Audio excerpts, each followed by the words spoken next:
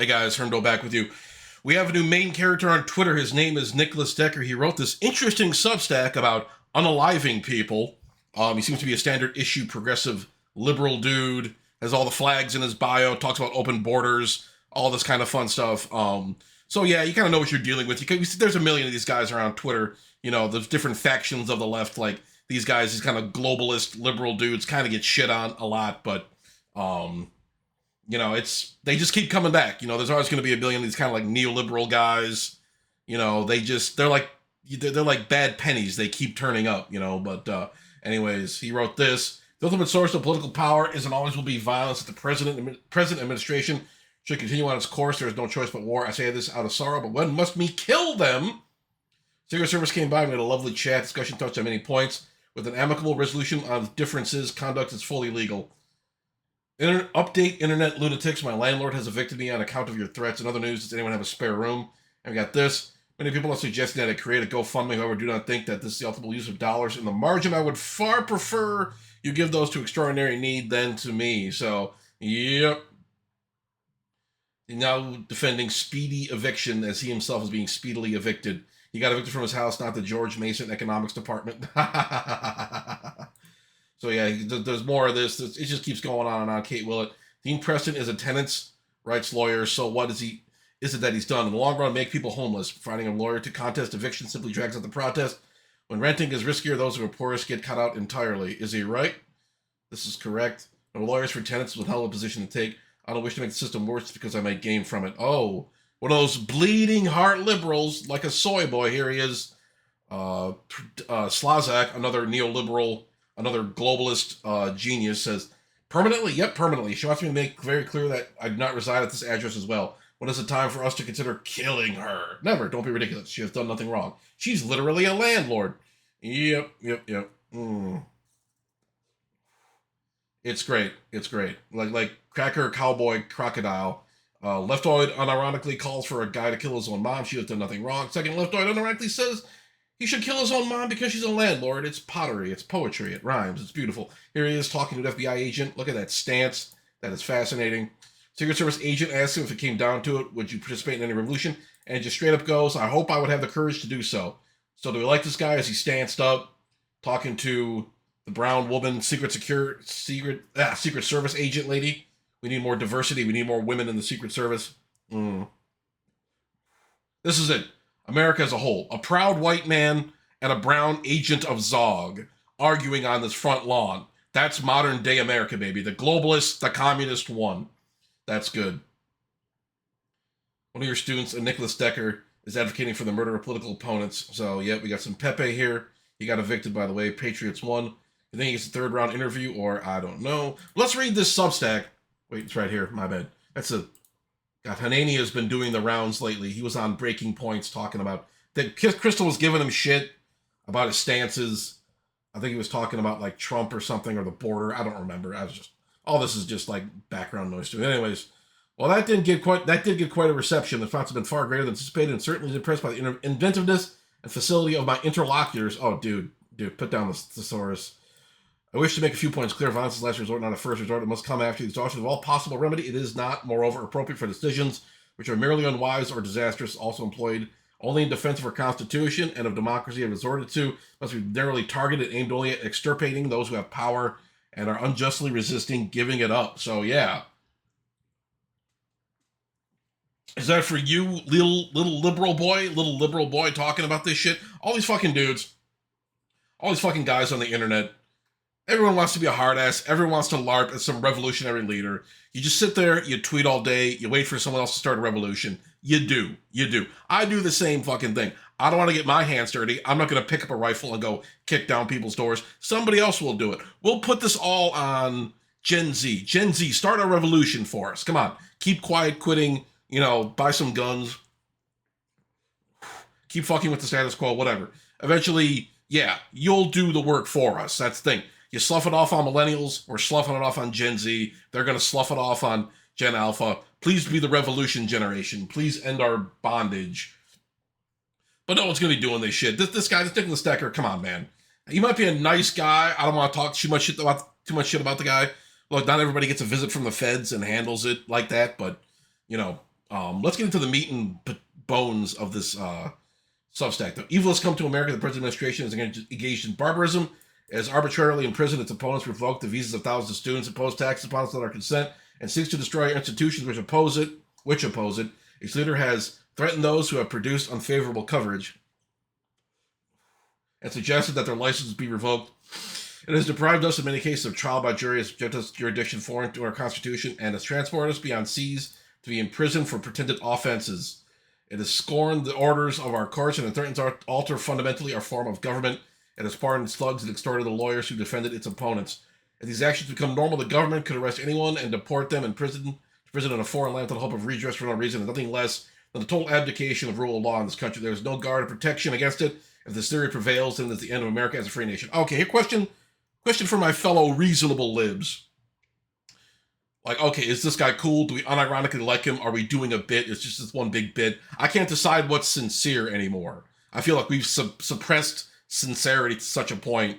Everyone's doing some goofy, nihilist, misanthrope, irony bit. I can't tell the difference anymore. But is it going to come to this?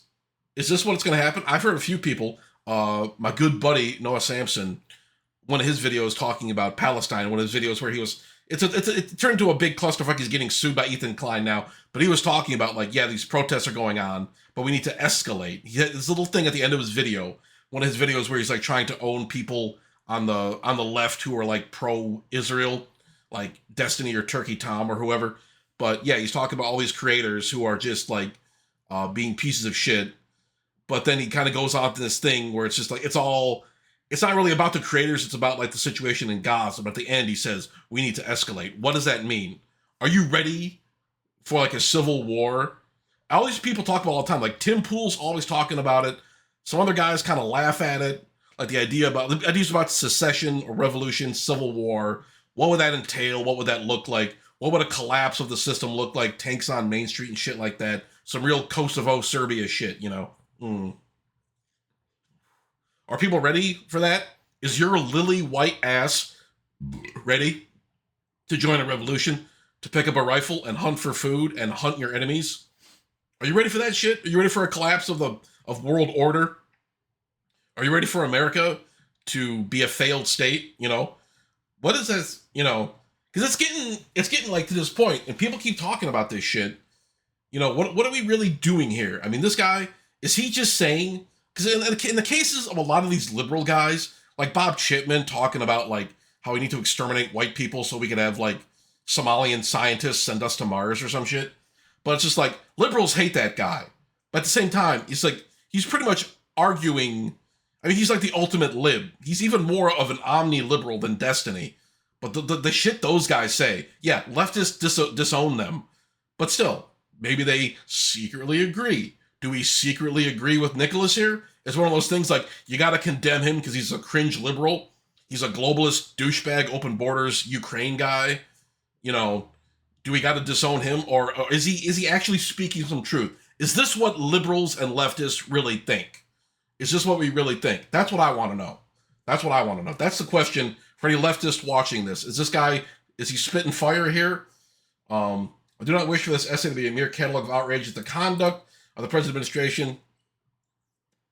Present administration is as well known to you as to myself. It can be understood by any sensible person. On it, no further comment is ventured. What remains for us is to decide when we fight. The present administration wills it. It could sweep away the courts. It could sweep away democracy. And it could sweep away freedom. Protest is useful only insofar as it can affect action. Our words might sway the hearts of men, but not beasts. Not of beasts. Dehumanizing. Dun dun dun. Our enemies are beasts. It'd be good if we got rid of them. The present administration chooses its course, and the question of the day can be settled not only with legislation, but with blood and iron. Oh, brother. Take it easy. What is he reading? Mein Kampf? In short, we must decide when we must kill them. None of us wish for war, but the present administration wishes to destroy the nation. I would accept war rather than see it perish. Hope that you would choose to do the same. What to do? Rather, the present administration runs deeper than one man. Sacrifice of a hero is insufficient to save our nation, and a gust of wind on a summer day would not have saved us. For us to make the mistake to promise, not one man, the whole class of people, the head is cut off, another would take its place. Everyone talks like a fucking anime villain now. But hey, is this guy speaking truth? Do you resonate with what Nicholas is saying here? Violence only makes sense as part of a coordinated strategy. That's why protests are important. not as a way of changing the present administration's action, but the way to coordinate a group. There may come a time when we shall have no guarantee of freedom, but one which we make for ourselves if it comes to tell you there is no greater honor than he who lays down his life for his friends. Until then, we must wait. When is that time? Your threshold may differ from mine, but you have won, and the present administration should cancel elections. This should engage in fraud and electoral process, and it should suppress the speech of its opponents, jail its political adversaries. Yeah, a lot of fucked up shit. I kind of glossed over it when I was a little rant earlier, but Trump's doing a lot of fucked up shit. He's deporting students with green cards for criticizing Israel. He's deporting supposedly innocent people. I don't know how Kilmar Abrego Garcia, some people say he was a gang member. Apparently his wife filed a restraining order against him. It's all this kind of shit. He has the tattoos and all this shit. Are the tattoos fake? Are the tattoos real? Is Trump lying about it? Is he really a criminal? Who knows? Who knows? But still, they kicked his ass into El Salvador. And people are saying he's innocent. But there's other guys too, like Mahmoud Khalil. He was protesting Israel. You know, he was talking about Gaza. He was a pro-Gaza, pro-Palestinian activist, and he got black bagged.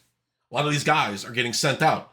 You have masked men in vans will come out and surround you in public and drag you away if you question Israel in any way.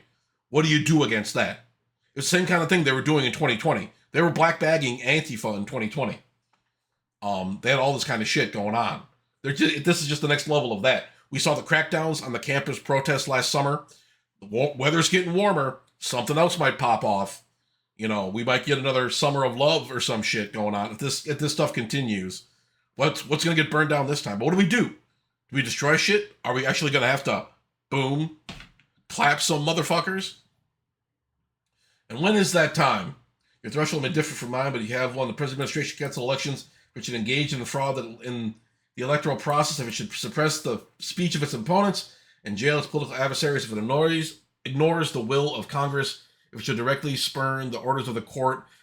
All these are reasons for revolution. It may be best to stave off and wait for elections to throw out the scourge, but if it should threaten the ability to remove it, we shall have no choice. We will have to do the right thing. We will have to prepare ourselves to die.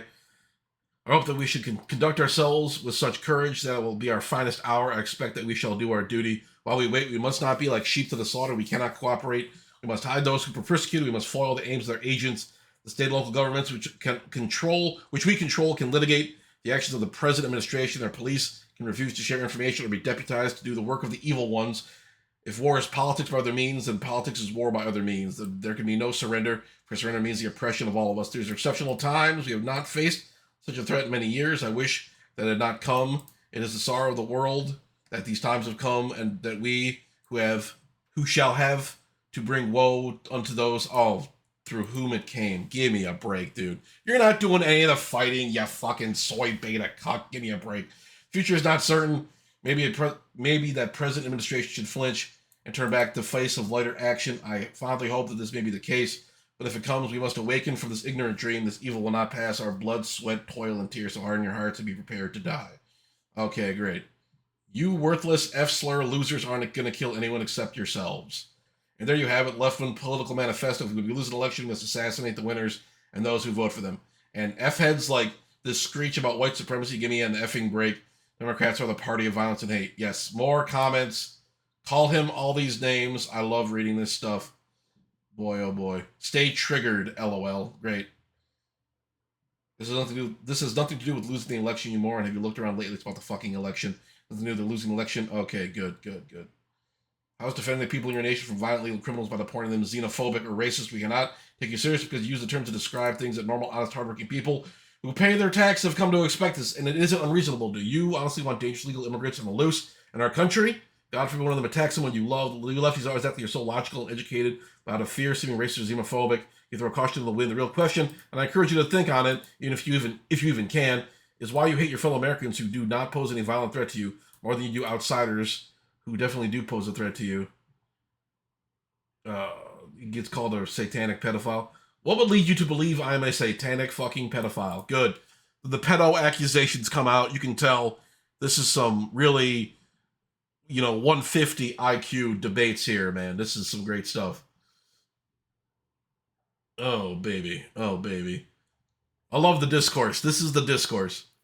I'm going to guess you probably don't care about your accuracy, but the people being abducted and deported, deportation, and legal process, which is not being followed here, are not being sent to their home country. They're sent to a third-party gulag in El Salvador. You want to deport people illegally? That has its own set of problems, and I obviously don't agree with it. But at least it would have a legal process. Can we get rid of immigrants or not? Do we just love immigrants so much? You know, can we talk about border security at all without somebody getting upset? You know, not that I'm saying that's a whole nother ball of wax. That's a whole nother can of worms. It's just a big fucking mess, but this whole thing is just a big goofy mess. Are liberals serious about this kind of shit? That's what I want to know. Are we actually really going to do this? Are we going to start like rounding people up? Is that like the next big thing that we're doing like as a country? Like, are liberals going to become executioners here? I don't know, man. It sounds pretty fake and gay to me. But anyways, that's all I got for right now. That's all I got today, baby. That's all I got. But thanks for watching. Like, comment, subscribe, visit my Cash App, all that good shit, and I'll talk to you guys later.